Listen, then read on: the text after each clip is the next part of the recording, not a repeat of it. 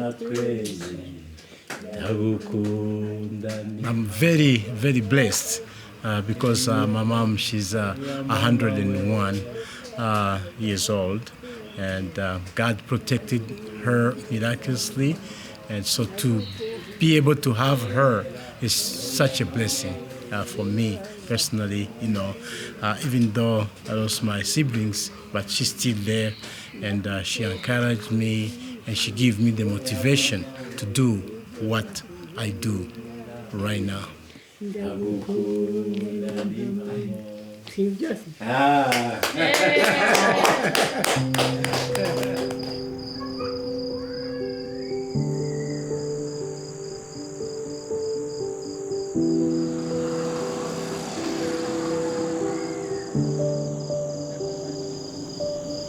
My name is Emmanuel Sitaki Kainamura.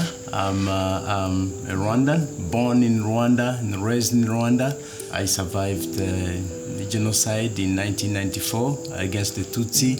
I was born and raised in a family of Roman Catholics background.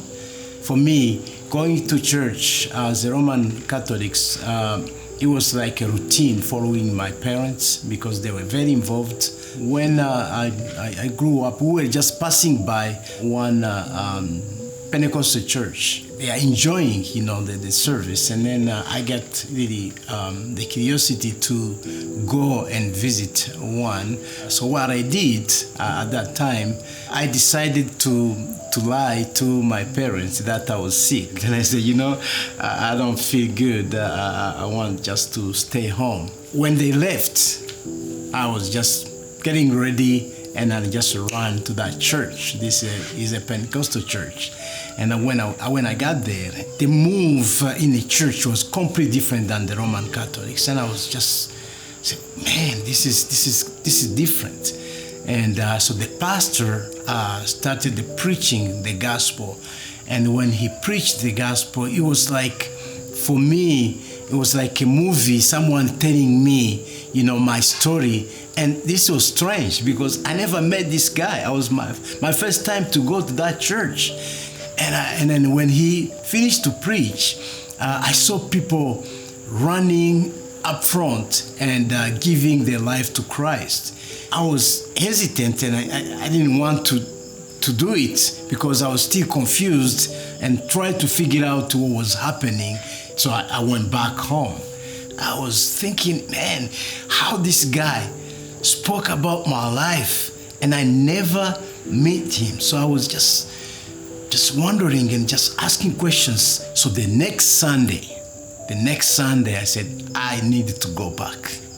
So I did the same thing. When I got there, it was just the singing, the worship, and the choir, and everything was just attracting me to know more and to deeply try to understand what was going on, because I never experienced that in a Roman Catholic church. I was just burning in my inside, and when he finished, I was just the first running, and when I got there, I just gave my life to Christ. So I started the journey of being a born-again Christian. I went to school, was okay.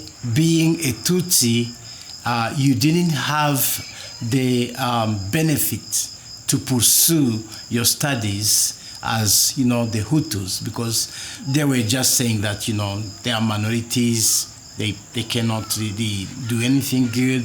So they were privileging, giving the benefit to the Hutu tribe. So I want to come back a little bit on our back history here in Rwanda. We have 3 tribes. The big one, or the big numbers in that tribe is Hutu, and the Tutsi are the minority, and then the Twa are just like 0.7%.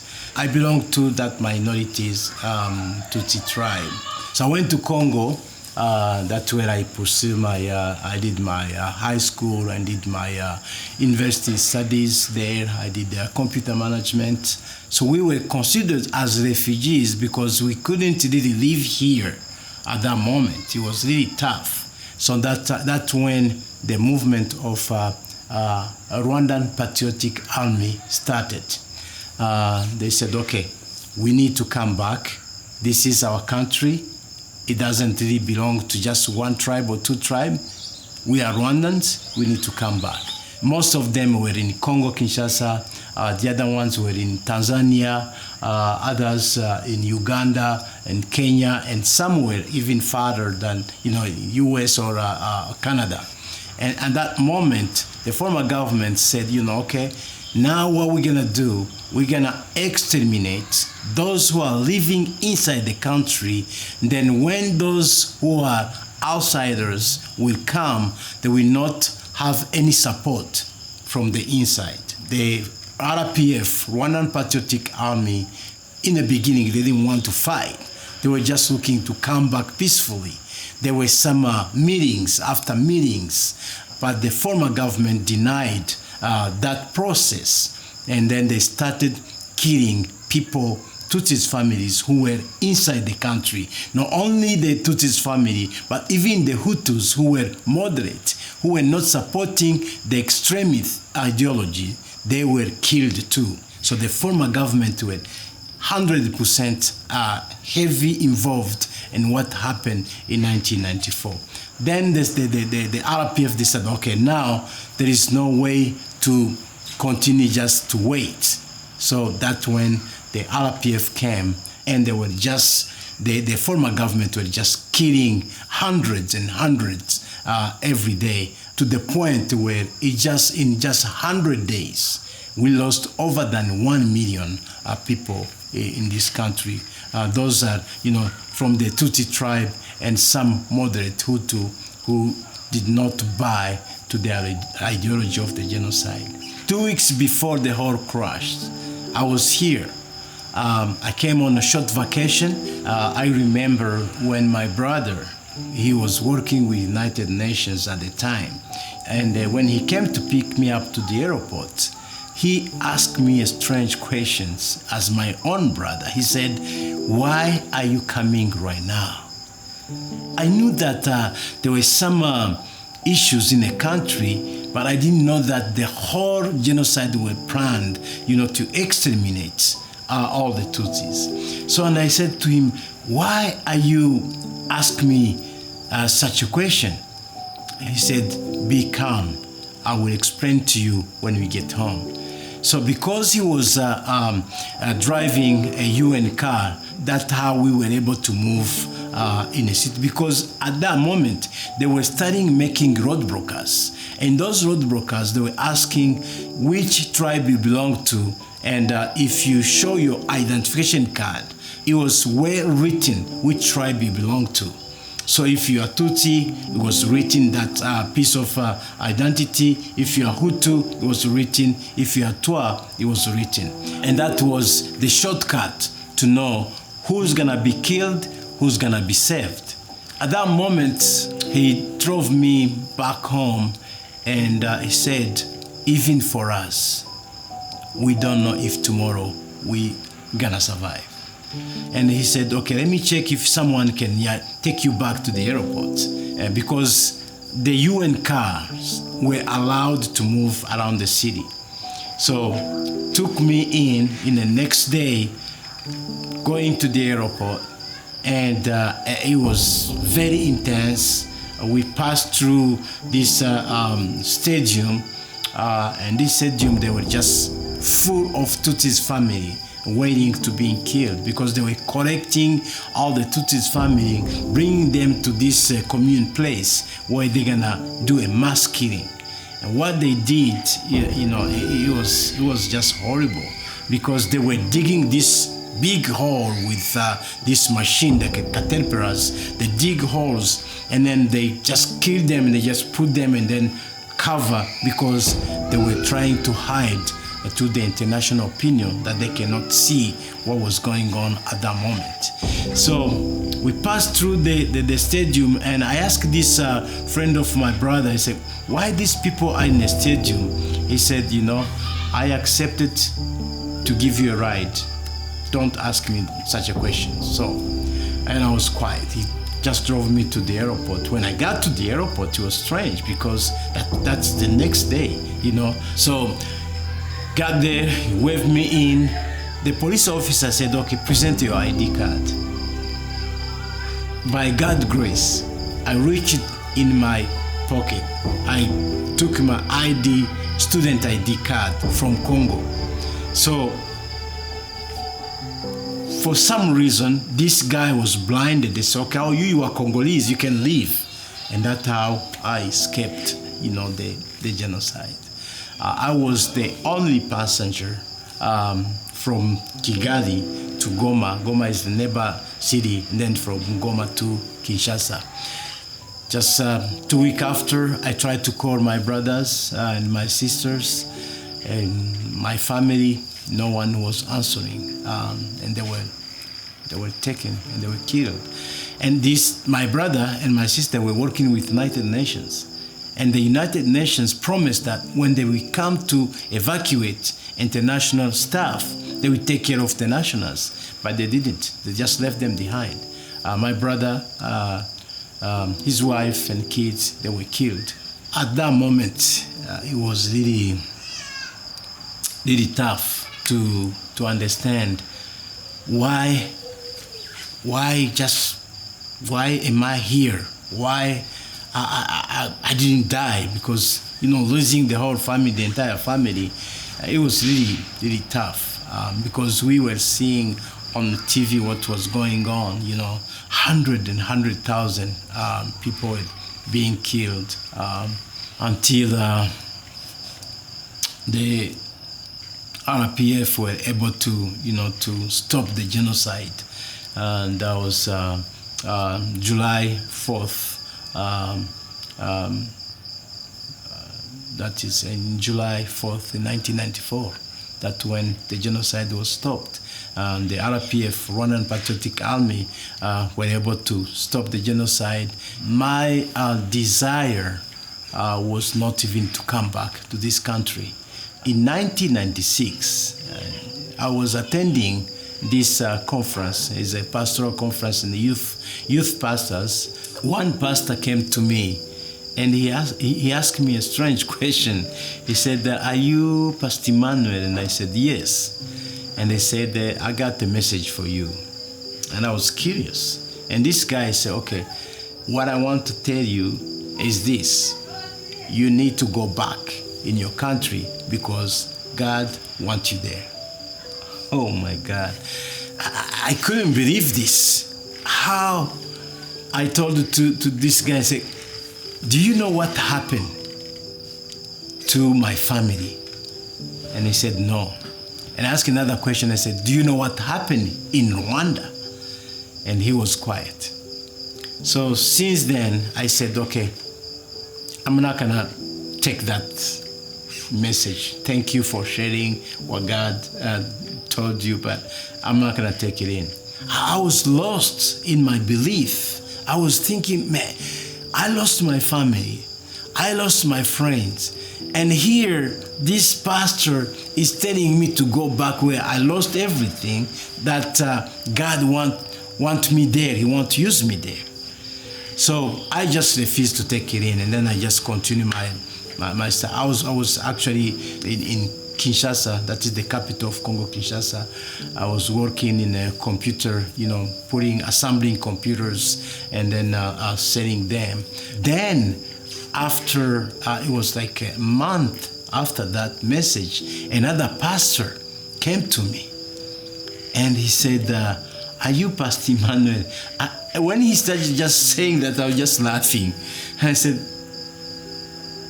what? I couldn't believe myself, this guy coming again telling me that. And I said, okay, are you a relative to someone who came just a few days and telling me that I need to go back in my country? And he said, I don't know about that person, but that is what I want to share with you. God wants you back in your country because He wants to use you there. Man, I I was struggling even to understand how two different people can bring me the same message and asking me to go where I lost everything. And I said, okay, now this is strange. I didn't even respond to him right way. I was just quiet. When I went back home, I was just trying to process. And I said, God, what is happening? Why do you have to pass to these different people if you want to tell me what to do? Why just you can directly talk to me? If you're the one who is telling me to go back, it needs to be clear in my mind. So what I did, I took 3 days fasting and praying because I didn't want to know if this is coming from God. So I took 1 day and just praying and just asking, and I was just, complaining and talking to myself. And the second day, then the third day was just clear in my mind that this was God asking me to come back. So in April 1996, I decided to resign my job. And when I went to my boss and he said, you are crazy. You lost your family. You are now being established. You have a job. You are making a living. Now you are telling me that you're resigning the job and going to that country where you lost everything to serve God. And I said, okay, yeah, that was tough decision. But again, by God's grace, God provided, and I came back. You can imagine, this is 2 years after the genocide. It was still dark, skeleton on the street. Sometimes it is hard to really catch what God is gonna do using our life, because I was asking God, why am I here? Why me? I was like a stranger in my own country because everyone that I knew were taken, were killed. Just when I was going around where my brothers was living, house was empty, everyone was taken, was killed. When I was just going around again, and I saw orphans on the street. These kids were just wandering around and helpless and hopeless. And so when I saw them, that's when everything in my mind and my thinking turned around.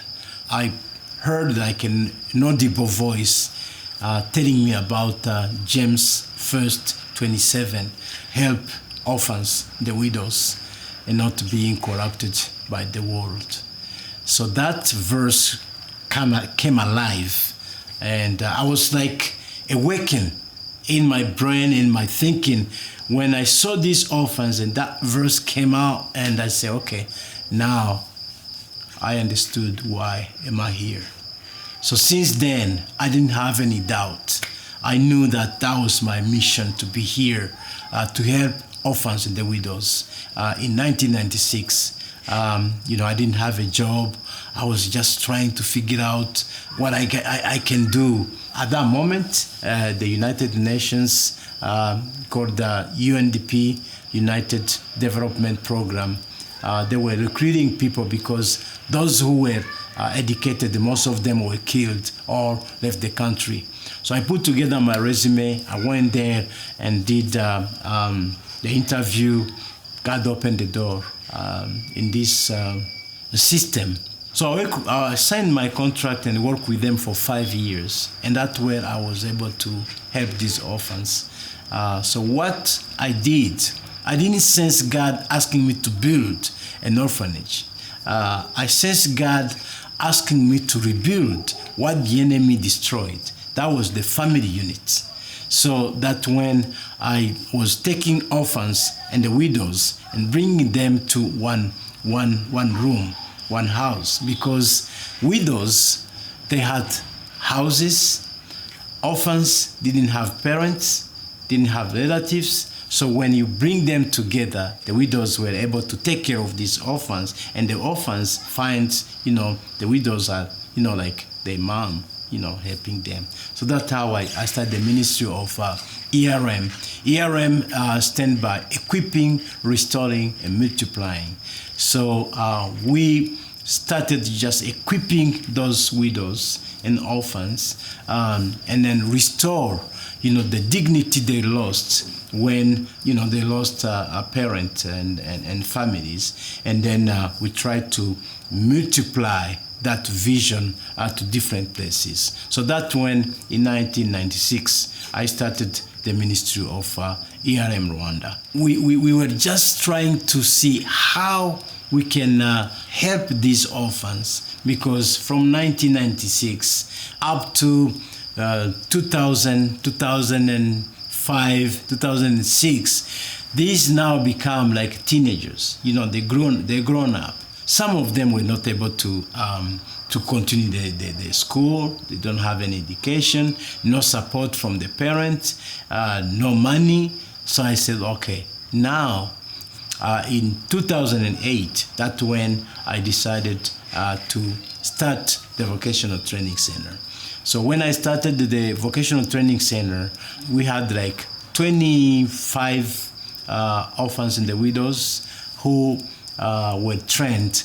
I just want them to have a means to provide for themselves than being beggars on the street. The first trade was the sewing, because in 2008, I had an opportunity to speak to one church in Portland, in Salem, and from there we were able to get to put together a mission trip.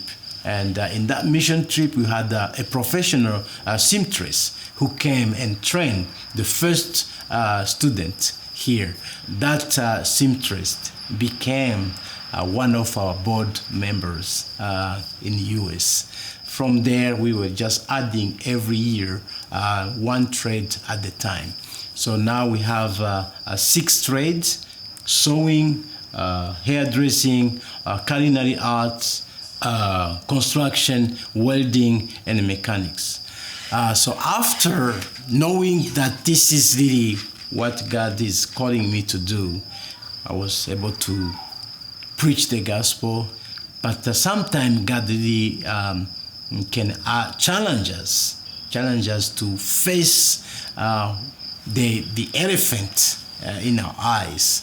So I was invited to this prison where they were just the genociders, those who kill our families. People knew my testimony, that I survived, and that I'm, preaching the message of forgiveness. It was just amazing to see how they responded, because I was open and I shared them. Matthew 6:14 said that if you forgive those who sins against you, your heavenly Father will forgive you. But if you do not forgive them, your heavenly Father will not forgive you. I shared that and I said, okay, they are killers. They killed my family. But they need to have a second chance to understand the true gospel. I was telling them that, yes, you killed my family, but I'm here to tell you that, to extend the message of forgiveness. And we had it was like 200 people who came to Christ at that moment. And in the end, I said, okay, what Jesus did when he was at the cross, he said, Father, forgive them because they don't know what they're doing. So when I shared that, and everyone, the whole room was quiet. But the outcome from that, I was really glad I accepted that invitation. Forgiveness is not a maybe. Forgiveness is a must. People need really to understand that, because Jesus, he was innocent. He didn't sin. He took everything at the cross. and he forgave us, even though we didn't even deserve it. Who am I to not extending that forgiving message? So since then, I had the opportunity to share the message, and I have seen many people coming to Christ from that message. This ministry growing, and we share the gospel, we share the message that people need to meet Christ, because that is the hope. So that is what we do with ARM Rwanda, and that is how we do with the Hope Vocational Training Center. We don't hide who we are. We are Christian-based school. So those who came and enroll, actually everyone receive a Bible. And we have a devotional time before they go to school. Most of the time when I'm here, I have opportunity to share the gospel with this student. So that when the idea came out for studying the church, because I've seen these kids, these youth, these teens, they get saved, but it's like we're making babies and throw them on the street if we don't disciple them. But God really is faithful, and that's why we named our church Living Faith Fellowship Community Church, because everything you can see here is just by faith. Last month, we were able to baptize over than 103 people were baptized. It's a response to the need, because there are some surrounding different churches in the area, but some are just wrongly preach the gospel of prosperity gospel, and I pull myself out and just cry, because when they are coming to me and they say, okay, we don't know even tomorrow if we can be able to pay the rent. Some are single mothers, some are teenagers without parents, some are orphans, some are vulnerable. So those are the categories that we have in this church, and that is what I really like to do, helping people who need to be helped. And I will ask people who want to join us to make a difference, to change life, to join Living Faith Fellowship Community Church. You can make a difference, and you are welcome. And we thank you so much for listening and having this time. Thank you, and may God bless you.